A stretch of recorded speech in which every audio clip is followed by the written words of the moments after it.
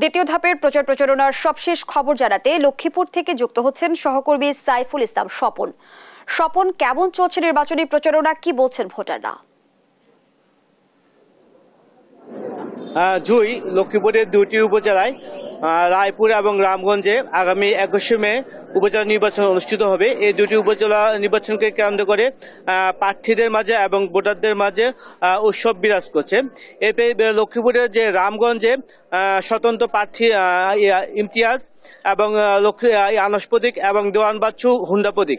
তো ইমতিয়াজ নির্বাচন কমিশনে কয়েকবারই চিঠি দিয়েছেন স্থানীয় সংসদ সদস্য আনোয়ার হোসেনের বিপক্ষে, তিনি যেন প্রভাব বিস্তার করতে না পারেন এবং যেন তিনি এলাকায় অবস্থান না করেন। তো এই লক্ষ্মীপুরের রায়পুরে দুজন উপজেলা চেয়ারম্যান প্রার্থী প্রতিদ্বন্দ্বিতা করছেন। একজন হচ্ছে উপজেলা আওয়ামী লীগের সভাপতি অধ্যক্ষ মাহমুদুর রশিদ, তিনি আনাস প্রতীক নিয়ে নির্বাচন করেছেন। আরেকজন হচ্ছে আলতাফ মাস্টার, তিনি হুন্ডা প্রতীক নিয়ে নির্বাচন করছেন। তো আলতাফ মাস্টার সম্প্রতি নির্বাচন কমিশনে একটি অভিযোগ দায়ের করেছেন যে সরকারি রিটার্নিং কর্মকর্তা রায়পুর উপজেলা নির্বাহী কর্মকর্তা ইমরান হোসেনের বিরুদ্ধে এবং নির্বাচন কমিশন থেকে ইমরান হোসেনকে পরিবর্তন করে লক্ষ্মীপুরের কমলনগর উপজেলা সুচিত্র দাসকে সরকারি রিটার্নিং কর্মকর্তার দায়িত্ব দিয়েছে। তিনি আরও অভিযোগ করেন যে লক্ষ্মীপুরের যে রায়পুর উপজেলা আওয়ামী লীগের সভাপতি অধ্যক্ষ মাহমুদ রশিদ, তিনি স্থানীয় সংসদ সদস্য অ্যাডভোকেট নুরুদ্দিন চৌধুরী নয়নের ভগ্নিপতি হওয়ার কারণে স্থানীয় এমপি এই উপজেলা নির্বাচনে প্রভাব বিস্তার করছেন এবং স্থানীয় নেতাকর্মীদেরকে প্রভাব বিস্তার করে তার পক্ষে নির্বাচনে কাজ করার এবং আলতাফ হোসেনের বিপক্ষে কাজ করার জন্য রিকোয়েস্ট করছেন। তো আমরা এই বিষয়ে রায়পুর উপজেলা আওয়ামী লীগের রায়পুর পৌর আওয়ামী লীগের সভাপতি জামশেদ করিম বাকিবিল্লার কাছে জানতে চাবো যে স্থানীয় এমপি কি কোনো প্রভাব বিস্তার করছে, যে আপনি পৌর আওয়ামী লীগের সভাপতি হিসেবে এদের কোনো নির্দেশনা পেয়েছেন কিনা বা নির্বাচন কিরকম হচ্ছে?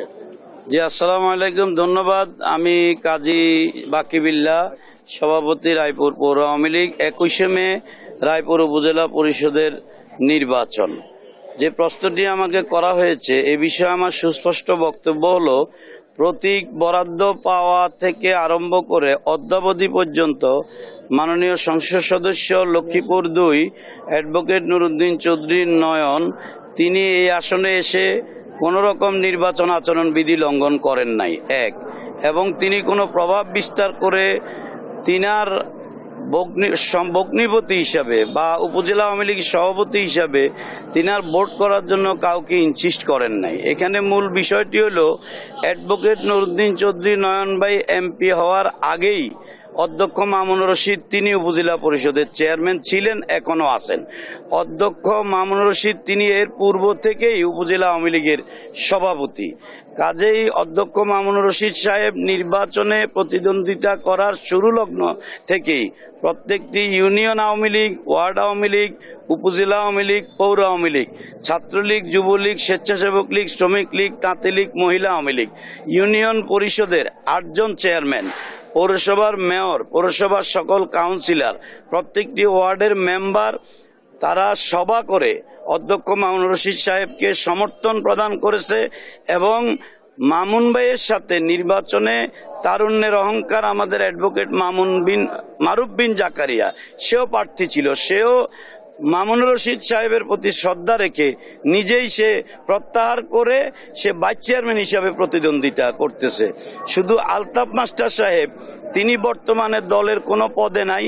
একটা সময় তিনি বিএনপি করেছেন, এরপরে আওয়ামী লীগে যোগদানের পরে তিনি চেয়ারম্যান হয়েছেন ইউনিয়নের, দলের সভাপতি হয়েছেন ইউনিয়নের, তিনি উপজেলা পরিষদের চেয়ারম্যানও হয়েছেন।